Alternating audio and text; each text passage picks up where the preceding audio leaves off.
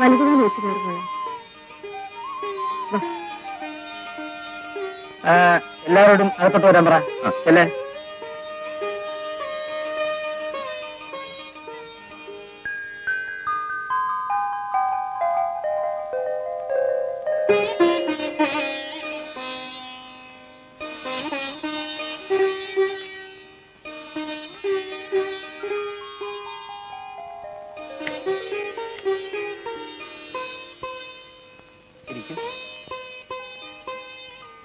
ഒറ്റയ്ക്കിരുന്ന് ബോറടിക്കാന്നല്ലേ? ഇല്ല, ശാലിമോൾ ഇത്രയും നേരം ഇവിടെ ഉണ്ടായിരുന്നു. അയ്യോ, എന്നിട്ട് എവിടെയാണോ പോയി കാണും. സാധാരണയായിട്ട് അവൾ ഇവിടെയാണ് കിടക്കാറ്. അല്ല, ഇനി മുതൽ അത് പറ്റില്ലല്ലോ. എന്താ ഞാൻ പറഞ്ഞത് ഒരു റിയാക്ഷനും ഇല്ലേ? നാണമായിരിക്കും.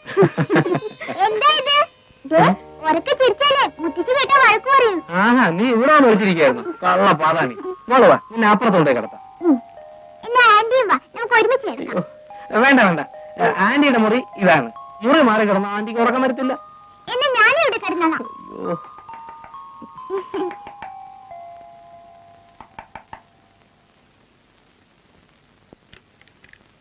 മോളിവിടെ ഉണ്ടോ?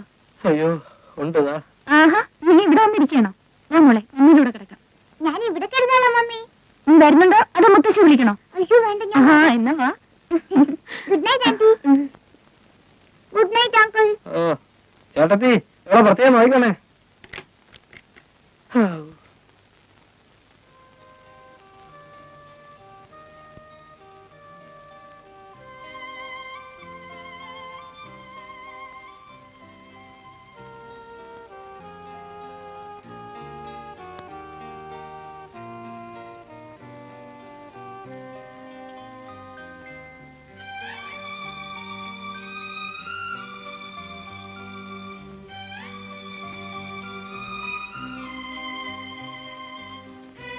മോളെന്താ വീട്ടിരിക്കുന്നത്?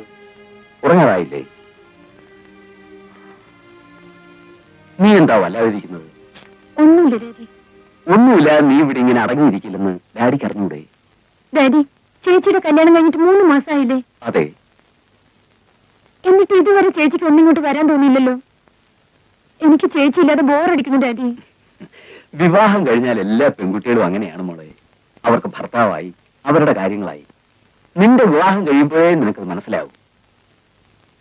മോൾക്ക് ശ്രീദേവിയെ കാണണമെന്നുണ്ടെങ്കിൽ അവിടെ വരെ ഒന്ന് പോയിട്ട് വാ. അവളുടെ വിശേഷങ്ങളും അറിയാം. നിനക്കിപ്പോ വെക്കേഷൻ അല്ലേ? കോളേജ് തുറക്കാൻ 2 മാസം ഉണ്ടല്ലോ. ഞാൻ പോയ ഡാഡി ഇവിടെ ഒറ്റയ്ക്ക്. അതിനിവിടെ വേലക്കാരില്ലേ മോളെ? എന്ന് ഞാൻ പോട്ടെ ഡാഡി. നാളെ ഞായറാഴ്ചയല്ലേ? കാലത്ത് വണ്ടിക്ക് തന്നെ പോയിക്കോ. മോള് വരുന്നുണ്ടോന്നുള്ള വിവരത്തിന് ഞാൻ ഇപ്പൊ തന്നെ ഫോൺ ചെയ്ത് പറയാം. വേണ്ട വേണ്ട, ഫോൺ ചെയ്തൊന്നും പറയണ്ട. ഞാൻ ചെല്ലുന്നത് ചേച്ചിക്കൊരു സർപ്രൈസ് ആയിക്കോട്ടെ.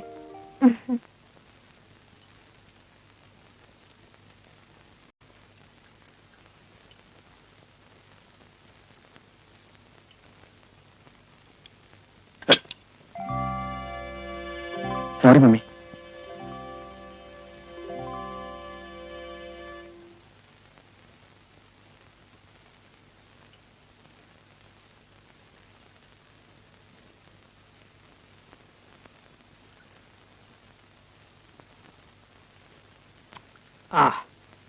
ഈയിടെയായിട്ട് വാര്യർക്ക് കൈപ്പുണ്യം ഏറിയിട്ടുണ്ട്. കറിക്കൊക്കെ നല്ല രുചി. ഇപ്പൊ കറിയൊക്കെ വയ്ക്കുന്നത് ശ്രീദേവിയാണ് ഡാഡി. ആ നമ്മളെ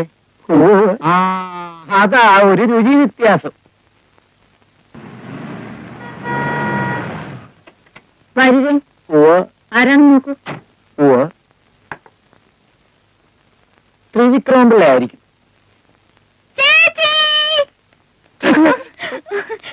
ചേച്ചിയുടെ ഹായ് ചേച്ചി. എന്താ സാറേ, വിവാഹം കഴിഞ്ഞ് ഭർത്താവിനെ കിട്ടിയപ്പോ ഡാഡി വീടൊന്നും വേണ്ടുന്നല്ലേ? ചേച്ചി ഒന്ന് കൊഴിച്ചിട്ടുണ്ട്. അല്ലെങ്കിൽ അയ്യോ ഞാൻ മറന്നുപോയാണ്. Sorry. Good morning. Good morning aunty. Hi ശാലിമോളെ. മോളി ആന്റി അറിയോ? അറിയാം. നിധിക്ക് അയ്യോ ആന്റി മോൾക്ക് സ്വീറ്റ്സ് വാങ്ങിച്ചോണ്ടിരാൻ മറന്നുപോയി. സോറി മോളെ. സാരില്ല ആന്റി. വരുന്ന വിവരം ഒന്ന് വിളിച്ചു പറഞ്ഞുകൂടായിരുന്നോ? റെയിൽവേ സ്റ്റേഷനിൽ വണ്ടി അയക്കുമായിരുന്നല്ലോ. ആന്റി എല്ലാവർക്കും ഒരു സർപ്രൈസ് ആയിക്കോട്ടെ എന്ന് കരുതി. എന്തൊരു വിശപ്പ്. മഞ്ജു പുറത്തുനിന്ന് വരുന്നല്ലേ, കൈയൊക്കെ ഒന്ന് കഴുകിയിട്ട്. ഞാൻ രാവിലെ കുളിച്ച് ഫ്രഷ് ആയതാ, കൈയൊക്കെ ക്ലീനാ. എങ്കിൽ എവിടെയെങ്കിലും ഇരുന്ന് കഴിച്ചൂടെ? നിന്നുകൊണ്ടാണോ കഴിക്കുന്നത്? എങ്ങനെ കഴിച്ചാലും വയറ്റിലേക്കല്ലേ ആന്റി പോകുന്നേ? Manju, hello, how are you man? ആ, പിന്നെ എങ്ങനെയുണ്ട് ഡോക്ടർ ജീവിതമൊക്കെ? ഇപ്പൊ വീഡിയോ കേസിട്ടൊന്നും വാങ്ങാൻ പോകാറില്ലേ? ആ, എന്നിട്ട് ഫസ്റ്റ് ബ്ലഡ് ഉണ്ടോ? ഇല്ല. അയ്യോ, കാണണം. എന്ത് ബെസ്റ്റ് പടമാണെന്നറിയോ? ലഗേജ് ഒന്നും കൊണ്ടുവന്നില്ലേ? ടാക്സിലുണ്ട്. എന്നിട്ടാണോ ഇവിടെ നിൽക്കുന്നത്? പ്ലീസ്, ആ ലഗേജ് ഒന്നും എടുത്തു വെപ്പിക്കാം. പിന്നെ ടാക്സിക്കാരന് കാശ് കൊടുത്തിട്ടുണ്ട്, ബാലൻസ് വാങ്ങിച്ചോളൂ പ്ലീസ് ഡോക്ടർ. പോയിട്ട് വരൂ. വരേ.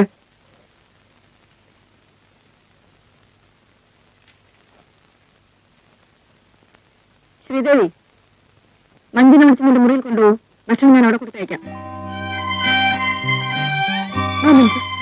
ഞാൻ ഇവിടെ നിന്ന് കഴിച്ചോളാം. വീണ്ടും ഞാൻ വരും.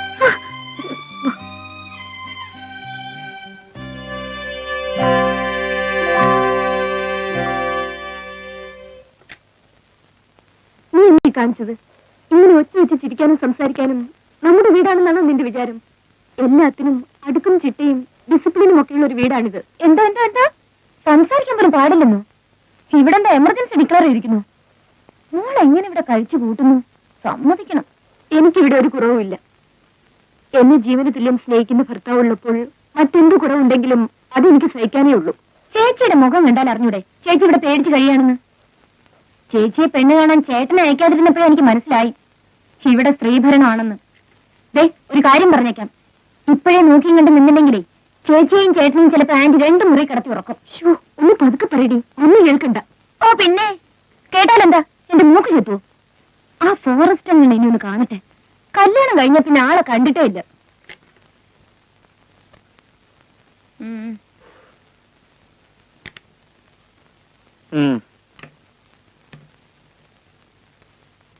ഇത് കുറെ ഉണ്ടല്ലോ. ലക്ഷണം കണ്ടിട്ട് പെർമനന്റ് സ്റ്റേ ആണെന്ന് തോന്നുന്നു.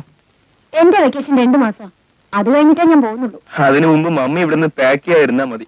ഇതാ ബാലൻസ്. ആ വെച്ചോളൂ, ലഗേജ് ഒക്കെ എടുത്തതല്ലേ. മഞ്ജു, നീ വന്നു കയറുന്നതിന് മുമ്പ് തുടങ്ങിയോ? സോറി രവി. സാരമില്ല ചേട്ടത്തിയമ്മേ, ഇതേ തലക്കിട്ട് കിട്ടാത്തതിന്റെ കുഴപ്പമാ. എന്താ മഞ്ജു ഇങ്ങനെയൊക്കെ സംസാരിക്കുന്നത്? 2 ദിവസം ചേച്ചിയുടെ കൂടെ കഴിയാനാ ഞാൻ ഇങ്ങോട്ട് വന്നത്.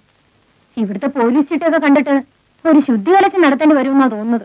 ദേ, എത്ര ദിവസം വേണമെങ്കിലും എന്റെ മോൾ ഇവിടെ നിന്നു. ഇല്ലാത്ത കുഴപ്പങ്ങളൊന്നും ഉണ്ടാക്കാതിരുന്നാൽ മതി. എനിക്കിവിടെ ജീവിക്കേണ്ടതാ. ചേച്ചി ഒന്ന് ചുമ്മാ ഇരി.